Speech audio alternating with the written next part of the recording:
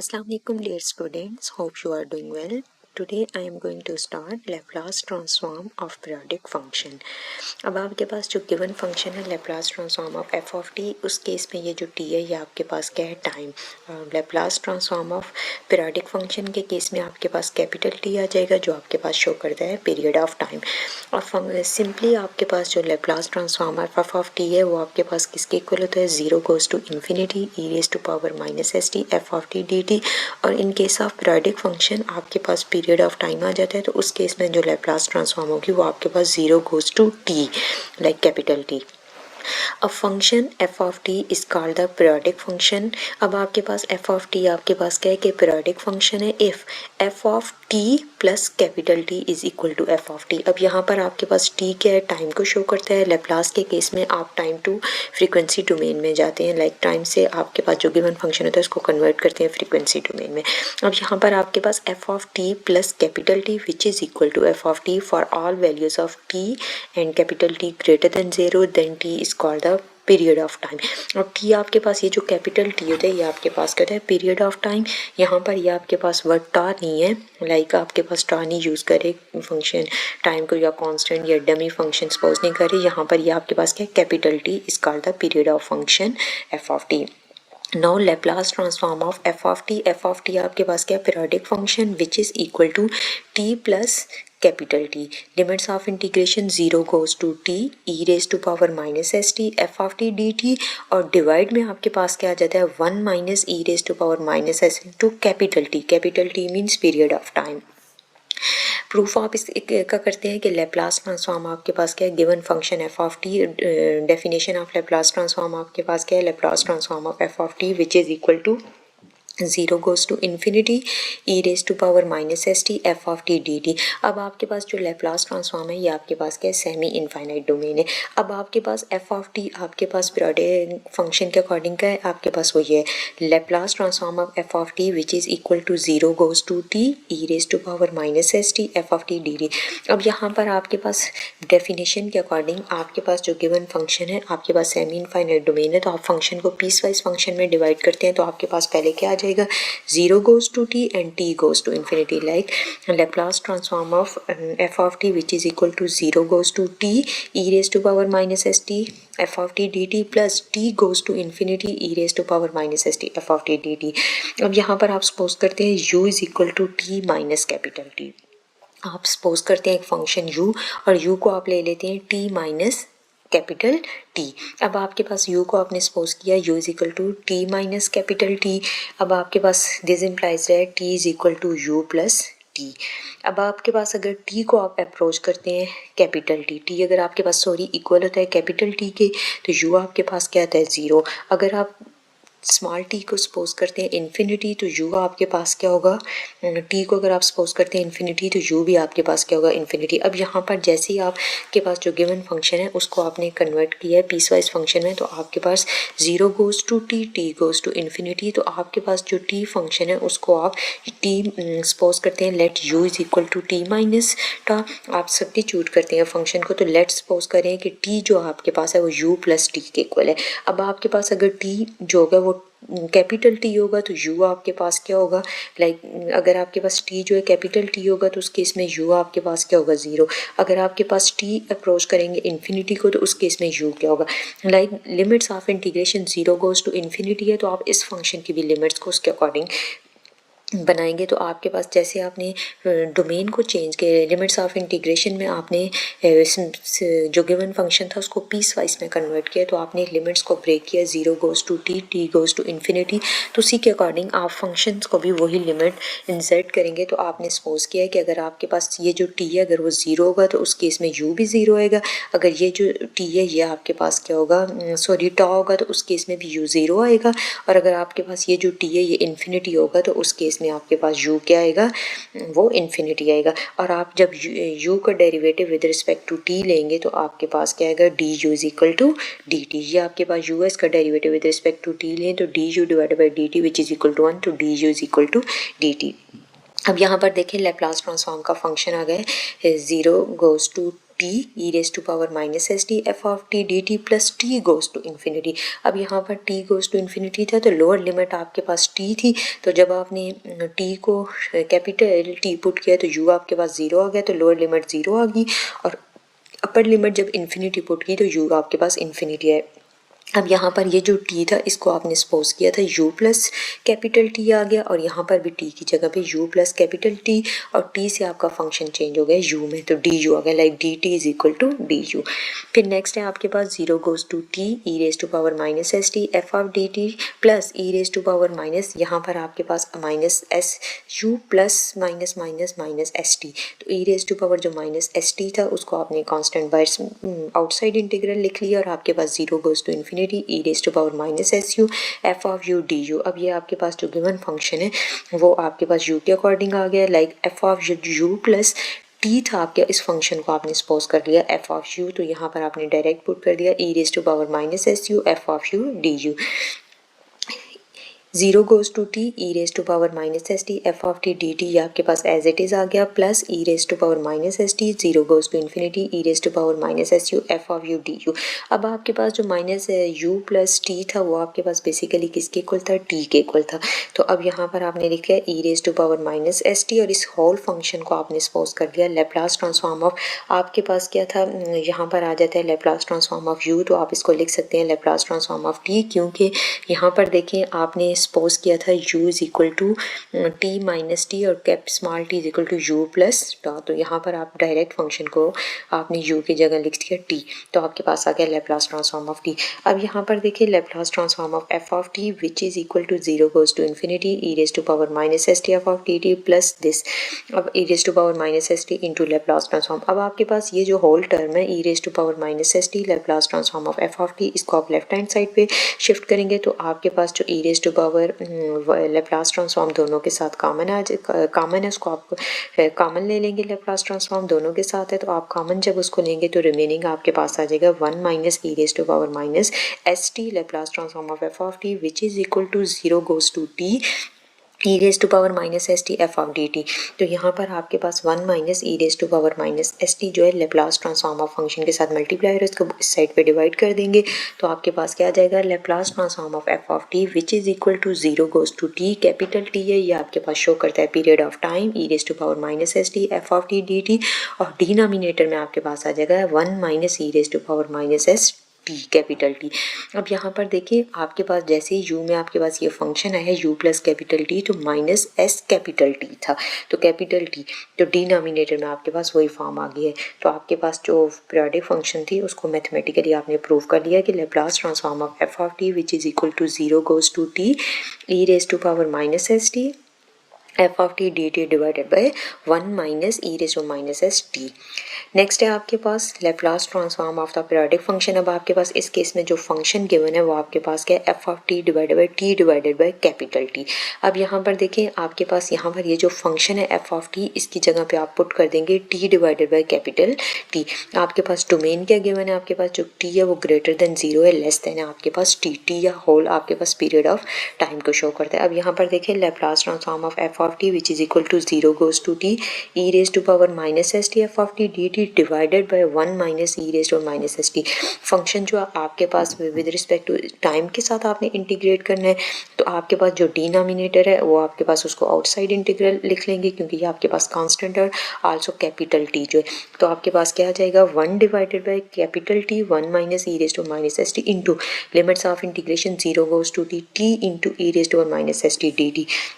अब यहाँ पर देखें दो फंक्शंस आ गए हैं, एक को फर्स्ट फंक्शन सपोज करेंगे एक को सेकंड, और इंटीग्रेशन बाय पार्ट्स अप्लाई करेंगे। अब यहाँ पर देखें आपके पास क्या है कि टी को फर्स्ट फंक्शन सपोज करेंगे E raise to power minus S T को सेकंड फंक्शन सपोज करेंगे, तो इंटीग्रेशन बाय पार्ट्स के केस में first function integral of second function minus whole integral of second derivative of first into D T. अब यहाँ पर जैसे ही आपके पास फर्स्ट फंक्शन इसको इंटीग्रेट करेंगे तो एक्सपोनेंशियल फंक्शन के केस में जब आप इंटीग्रेट करते हैं तो exponential function as it is आ जाता है और उसका जो इंटरनल डेरिवेटिव लेते हैं उसका जो आंसर रहेगा इसको डिनोमिनेटर में पुट करते हैं माइनस होल इंटीग्रल। और फर्स्ट फंक्शन का डेरिवेटिव लिया आपके पास 1 आ जाएगा और अगेन आपके पास जो सेकंड फंक्शन है इसको इंटीग्रेट करके आंसर लिख देंगे। अब यहाँ पर देखिए आपके पास क्या आ जाता है इस केस में जब लिमिट्स ऑफ इंटीग्रेशन पुट करते हैं तो लिमिट्स ऑफ इंटीग्रेशन आपके पास क्या है, 0 गोज़ टू कैपिटल टी है। अपर माइनस लोअर लिमिट करते हैं तो लोअर लिमिट जब पुट करते हैं ये होल फंक्शन 0 हो जाएगा। जब अपर लिमिट पुट करेंगे तो आपके पास आ जाता है minus capital T over S E raise to power minus s capital T, यहाँ पर minus minus plus 1 over s. ये जो आपके पास एक्सपोनेंशियल फंक्शन है इसको आप अगेन इंटीग्रेट करेंगे तो आपके पास जो आंसर है वो आ रहा है E raise to power minus S T divided by उसका जब इंटरनल डेरिवेटिव लिया उसका आंसर है minus S, limits of integration 0 goes to T. अब आपके पास आ गया 1 divided by capital T 1 minus E raise to power minus S T into minus T over S E raise to power minus S T plus minus minus 1 over S square E raise to power minus S T upper limit, और जब lower limit put करेंगे तो E raise to power 0 equal to 1 आ जाता है। जब भी limits of integration put करते हैं आपके पास आ जाता है अपर माइनस लोअर लिमिट। अब यहाँ पर आप इस क्वेश्चन को सिंप्लीफाइड करते हैं। अब देखें यहाँ पर इन दोनों के साथ माइनस साइन है, माइनस को कॉमन लेंगे तो आपके पास क्या आ जाता है minus 1 over t 1 minus E raise to power minus s, ये कैपिटल टी है, into t E raise to power minus S T divided by s plus e raise to power minus S T minus 1 divided by s square. अब यहाँ पर आपके पास ये जो आपके पास आउटसाइड टर्म है आपके पास ब्रैकेट के, उसको अंदर मल्टीप्लाई करेंगे तो आपके पास क्या आ जाता है minus t E raise to power minus S T divided by s T into this 1 minus E raise to s t, और इसी होल टर्म को जब इसके साथ मल्टीप्लाई करेंगे तो आपके पास minus E raise to minus S T minus 1 इसको ब्रैकेट में और divided by T into 1 minus E raise to minus S T into square. तो नेक्स्ट स्टेप में आपके पास क्या आ जाएगा, जो कॉमन टर्म को कैंसिल करेंगे ये आपके पास ये टी टी भी कैंसिल हो जाएगा, और इस केस में आपके पास यहाँ पर देखें 1 minus E raise to power minus S t है तो इसके अगेन यहाँ पर इसकी टर्म्स को इंटरचेंज करेंगे, like minus minus plus minus को अंदर मल्टीप्लाई करेंगे तो आपके पास क्या आ जाएगा 1 minus E raise to power minus S T, तो ये टर्म भी कैंसिल हो जाएगी, और यहाँ पर आपके पास जो रिमेनिंग आ जाएगा वो आ जाएगा आपके पास 1 डिवाइडेड बाई दिस। अब नेक्स्ट देखें आपके पास 1 divided by T into S square ये आ गया, और यहाँ पर E raise to power minus S T divided by S into 1 minus E raise to power T, ये नेगेटिव टर्म थी तो उसको आपने यहाँ पर पुट कर दिया। तो आपके पास लैप्लास ट्रांसफॉर्म ऑफ फंक्शन, और फंक्शन आपके पास क्या था T like time divided by capital T means period of time, उसके अकॉर्डिंग आपके पास उसका लैप्लास ट्रांसफॉर्म के अकॉर्डिंग ये आंसर आ गया 1 divided by T like S square T minus E raise to minus S T divided by 1 minus E raise to power minus S T. Next है आपके पास find the Laplace transform of following full wave rectifier function. आपके पास Laplace transform of full wave rectifier function. अब आपके पास rectifier function के case में आपके पास यहाँ पर क्या होता है limits of integration 0 goes to capital T क्या होता है आपके पास पीरियड ऑफ टाइम, तो लैप्लास ट्रांसफॉर्म आपके पास वेव रेक्टिफायर के केस में वो आपके पास कैपिटल टी किसके इक्वल होगा 2 लैम्डा ओवर ओमेगा। यहाँ पर आपके पास जो फंक्शन है उसको पीस वाइज फंक्शन में जब डिवाइड करेंगे आपके पास बेसिकली होता है 0 goes to T capital T, तो यहाँ पर सबसे पहले आ जाएगा 0 goes to lambda over omega. जब आपके पास लैम्डा ओवर ओमेगा होगा तो उस केस में जो फंक्शन होगा वो आपके पास होगा E sine of omega T, और जब आपके पास lambda over omega into 2 lambda over omega उस केस में फंक्शन आपके पास 0 हो जाएगा। सबसे पहले इसको अगर पीस वाइज फंक्शन में डिवाइड करेंगे तो आपके पास lambda over omega into 2 lambda over omega ये जो पार्ट होगा ये आपके पास क्या हो जाएगा होल इंटीग्रल 0 हो जाएगा, क्योंकि इसके लिए जो फंक्शन गिवन है वो आपके पास 0 है, और यहाँ पर गिवन भी है कि आपके पास इस केस में जो फंक्शन है वो आपके पास क्या है T plus like 2 lambda over omega which is equal to F of T. सबसे पहले जनरल फॉर्म लिखते हैं Laplace transform of F of T which is equal to 0 goes to T E raise to power minus S T divided by E raise to power minus S into T F of T D T. अब यहाँ पर देखिए mention कर दिया आपके पास जो whole integral है वो आपका 0 goes to 2 lambda over omega. Function को पहले पीस वाइज में ब्रेक करेंगे। अब सबसे पहले आपके पास जहाँ जहाँ पे कैपिटल टी है उसकी जगह पे पुट करें 2 lambda over omega. 0 goes to 2 lambda over omega E raise to power minus S T divided by 1 minus E raise to power minus S into 2 lambda over omega F of T D T. अब सबसे पहले देखें 1 minus function को आप integrate करें with respect to T, तो ये जो आपके पास डिनोमिनेटर में पार्ट है ये आपके पास कांस्टेंट है, इसको बाहर लिख देंगे 1 divided by 1 minus E raise to power minus S इन like minus 2s lambda over omega. Limits of integration यहाँ पर आपके पास फंक्शन को ब्रेक करेंगे 0 goes to lambda over omega, उसके अकॉर्डिंग आपके पास E raise to power minus S T F of T आपके पास क्या गिवन है E sine of omega T plus आपके पास lambda over omega into 2 lambda over omega, उसके अकॉर्डिंग आपके पास फंक्शन क्या होगा जाएगा 0, तो डायरेक्ट उस इंटीग्रल को आप 0 पुट कर देंगे।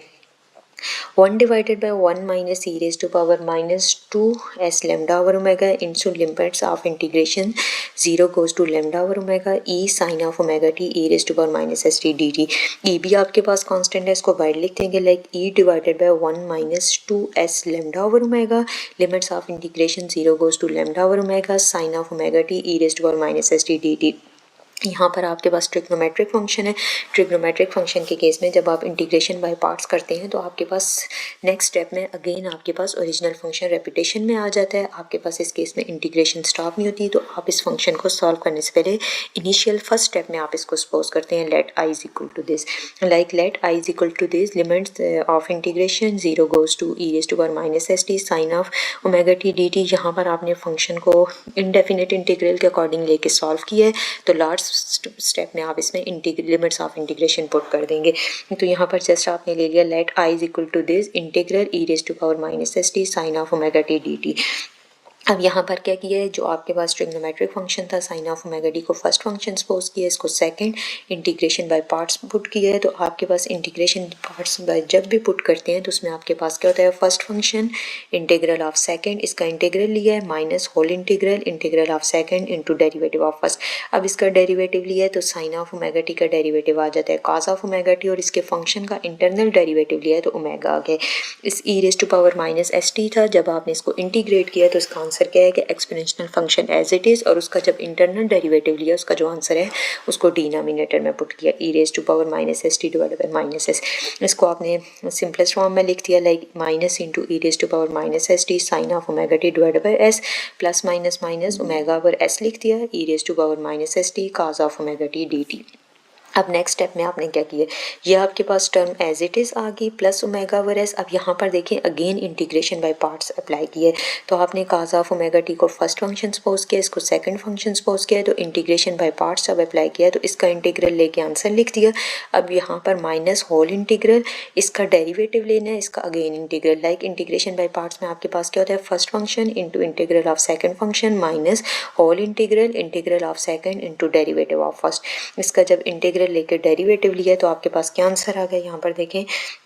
Plus minus minus omega over S square E raise to power minus S T cos of omega T, ये ओमेगा ओवर एस होल में इसके साथ भी मल्टीप्लाई होगा तो आपके पास क्या आ जाता है plus minus minus omega square over X square integral E raise to power minus S T sine of omega T D T. ये आपके पास देखें नेक्स्ट स्टेप में ओरिजिनल फंक्शन दोबारा से अपीयर हो गया, इसकी जगह पे आपने आई लिख दी है। अब आई इज इक्वल टू इस होल टर्म को minus omega square over S square I, इस टर्म को आपने लेफ्ट हैंड साइड पे पुट शिफ्ट कर दिया है, तो आपके पास रिमेनिंग क्या आ गया। अब यहाँ से देखें आप आई को कॉमन लेंगे तो आपके पास रिमेनिंग टर्म का एलसीएम लेके आप इसको लिखेंगे S square plus omega square over X square which is equal to minus E raise to power minus S T को आपने कॉमन लिया तो रिमेनिंग आपने लिख दिया sine of omega T over S plus omega into cos of omega T over S square. तो next आपके पास आई के अकॉर्डिंग ये जो होल टर्म है ये आपके पास आई के साथ मल्टीप्लाई हो रही है, इसको लेफ्ट हैंड साइड पे शिफ्ट कर देंगे तो आपके पास इस साइड पे डिवाइड हो जाएगी, जो डिवाइड हो रहा है वो मल्टीप्लाई में आ जाएगा, जो मल्टीप्लाई हो रहा है वो डिवाइड में आ जाएगा। तो इसको सिंपलेस्ट मल्टीप्लाई करेंगे और लास्ट स्टेप में आप इन लिमिट्स ऑफ इंटीग्रेशन भी पुट कर देंगे, क्योंकि इनिशियल में जब आपने इंटीग्रल को लिया था तो आपने इनडेफिनेट इंटीग्रल लेके like limits of integration last में सॉल्व कर देंगे तो पुट कर देंगे, तो आपके पास जो लिमिट्स ऑफ इंटीग्रेशन है वो आपके पास क्या है 0 goes to lambda over omega. आप साथ भी लिमिट्स ऑफ इंटीग्रेशन पुट कर सकते हैं। अब यहाँ पर आपके पास क्या है I is equal to E raise to power minus S T divided by S square plus omega square into ये जो एस स्क्वायर था इसको अंदर मल्टीप्लाई किया तो आपके पास क्या गया S into sine of omega T plus omega into cos of omega T. ये एस स्क्वायर के साथ कैंसिल हो गए, यहाँ पर एक एस मल्टीप्लाई में अगर एक कैंसिल हो गए। लिमिट्स ऑफ इंटीग्रेशन पुट की हैं तो आपके पास फाइनल आंसर क्या आ जाता है e divided by 1 minus e raised to power minus 2 lambda over omega multiply e raised to power minus st divided by square plus omega square और आपके पास s into sin of omega t plus omega into cos of omega t। Limits of integration जब put की हैं तो आपके पास जो t था टाइम उसकी जगह पे आपके पास लैम्डा ओवर ओमेगा पुट हो गया। जब आपने लोअर लिमिट पुट की तो उस केस में ये पार्ट आपके पास 0 हो जाएगा, cos of omega 0 equal to 1 आ जाएगा और e raised to power 0 भी 1 माइनस, तो आपके पास इसके अकॉर्डिंग आंसर आ जाएगा। जो फाइनल आंसर आपके पास आ गया वो आपके पास क्या है Laplace transform of f of t which is equal to e divided by 1 minus e raised to power minus 2 lambda over omega into e raised to power minus s over omega divided by square plus omega square into s into sin of lambda। ये आपके पास omega omega cancel, यहाँ पर omega omega इधर cancel, तो remaining आपके पास plus omega plus cos of lambda omega into ये ओमेगा ओमेगा आपके पास omega into cos of lambda आ गया, और इस केस में S into sine of lambda आ गया। तो एंगल आपके पास cancel, like cos of omega into 1/, this, और यहाँ पर e raised to power 0 1 1/s² plus omega square. Thank you so much.